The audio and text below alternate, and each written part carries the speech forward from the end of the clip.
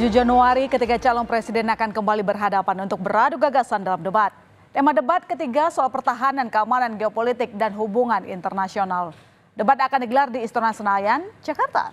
Namun, debat belum juga dimulai, tapi debat panas sudah terjadi. Sindiran menyangkut pertahanan, anggaran pertahanan termasuk pembelian alutsista menjadi sorotan. Jelas ini membuat publik semakin penasaran. Apakah debat kali ini bakal sangat panas, mengalahkan panasnya debat-debat sebelumnya? Saudara, debat belum dimulai, calon wakil presiden nomor urut 1 Muhaimin Iskandar sudah lontarkan pernyataan serta kritik soal pertahanan dan keamanan. 3 Januari lalu, Cawapres nomor urut 1 Caimin mempertanyakan kebijakan pemerintah dalam pengadaan alutsista saat tidak dibutuhkan. Menurut Caimin nih, untuk apa sebuah negara rela berutang triliunan rupiah buat beli alutsista? Padahal Indonesia tidak sedang berperang. Di hadapan para petani di Sijalak, Harupat, Bandung, Jawa Barat, Caimin bilang daripada ngutang buat beli alat perang, lebih baik ngutang buat beli alat pertanian yang diberikan kepada petani. Kalau kita nggak perang, kenapa kebanyakan utang beli alat perang? Lebih baik utang untuk beli alat pertanian.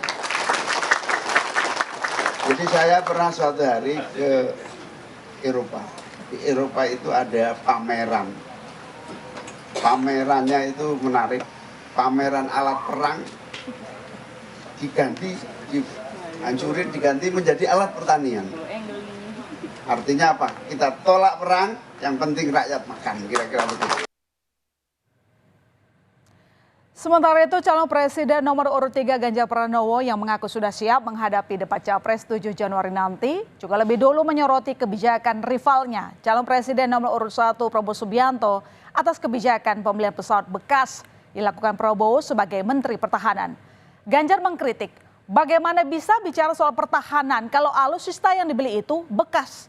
Untuk menghadapi debat nanti, Ganjar mengaku sudah mempersiapkan diri dengan para timnya dan mempelajari posisi Indonesia di organisasi dunia. Oh enggak, kita bertemu dengan tim terus-menerus, jadi banyak sekali masukan dari Komisi 1, ada problem pertahanan, ya, ada problem alutsista, ada problem organisasi dunia yang kita ikuti, mungkin ASEAN, PBB, terus kemudian kita di G20, G7 gitu ya.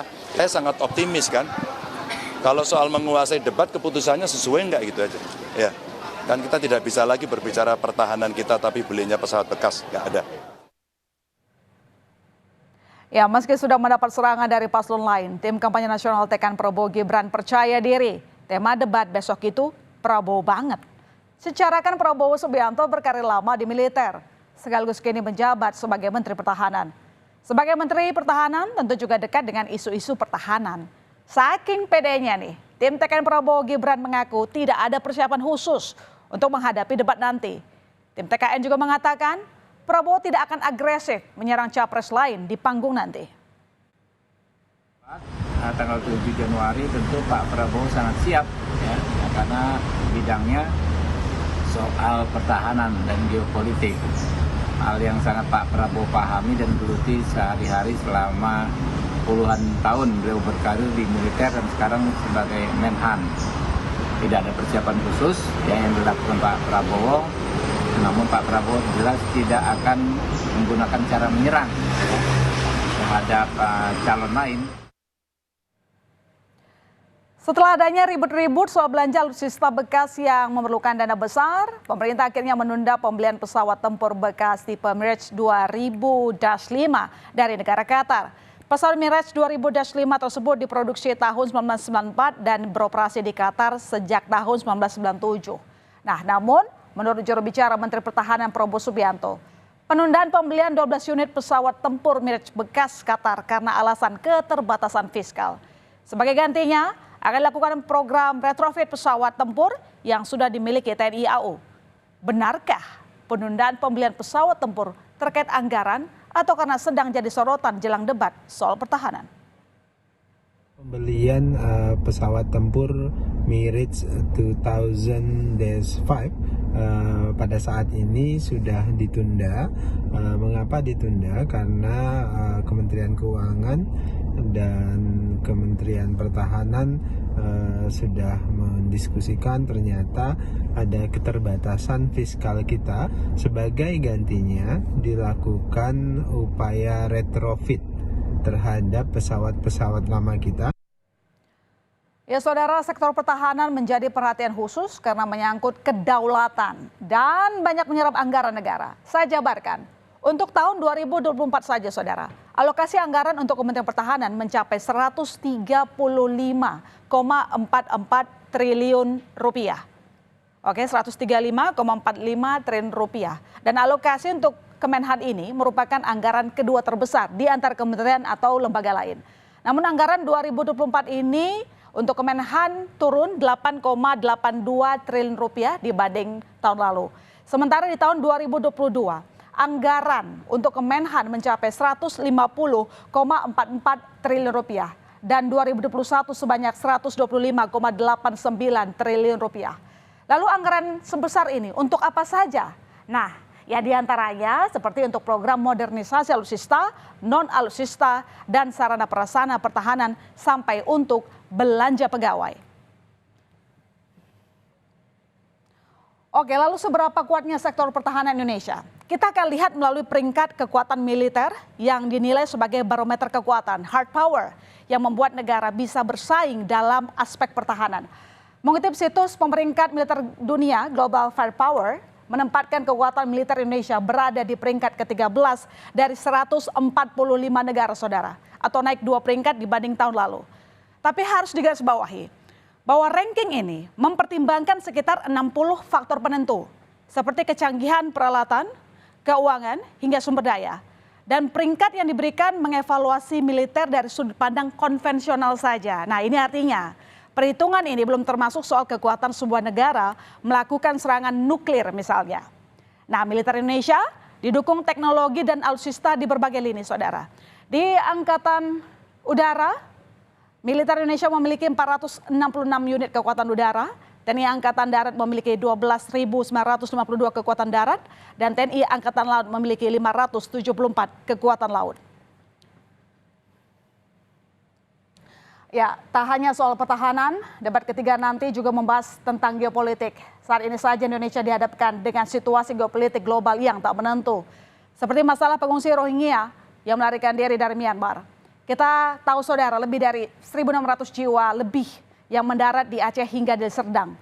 Penanganan pengungsi Rohingya menjadi perhatian publik karena penolakan masyarakat atas kedatangan mereka. Ya, kedatangan pengungsi Rohingya menimbulkan ragam kontroversi di masyarakat Indonesia. Ini menunjukkan kebutuhan mendesak untuk segera mencari solusi. Tak hanya jangka pendek, tapi juga jangka panjang. Lalu, bagaimana nanti para capres menyinggung persoalan Rohingya? Apakah Indonesia bisa tampil dengan kuat dalam geopolitik ASEAN? Tentu ini akan kita tunggu. Sementara perang antara Israel dan Hamas di Gaza, Palestina yang menewaskan 22.000 orang lebih tak kunjung mencapai kesepakatan damai di tengah desakan untuk gencatan senjata. Serangan terus dilakukan Israel ke Gaza. Israel menegaskan akan terus perang berlanjut sepanjang tahun 2024. Mengerikan saudara. Tak bisa dibayangkan berapa banyak lagi korban akan berjatuhan.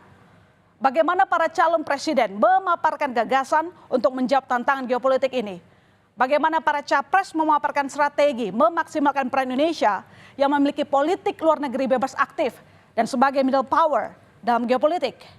Kita nantikan ketegasan, ketangkasan para capres menjelaskan semua ini.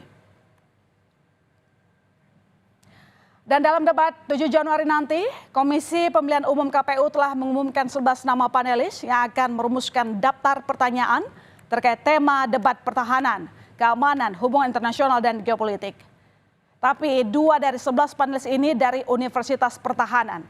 Calon Wakil Presiden nomor urut 1 Muhaimin Iskandar sempat mengajukan keberatan dan mendesak untuk diganti karena dapat mengindikasikan potensi gangguan terhadap objektivitas.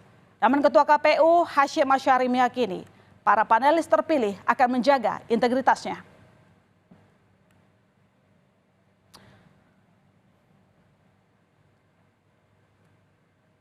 Gini bahwa beliau-beliau ini kan punya kapasitas, punya integritas akademik yang dapat dijaga atau dapat dipertahankan, sehingga hal-hal yang berkaitan dengan panelis, baik berkaitan dengan bidang keahlian maupun berkaitan dengan dari institusi mana atau lembaga mana, itu sudah disampaikan dan dibicarakan terakhir dalam rapat antara KPU dengan tim pasangan calon dan televisi hari.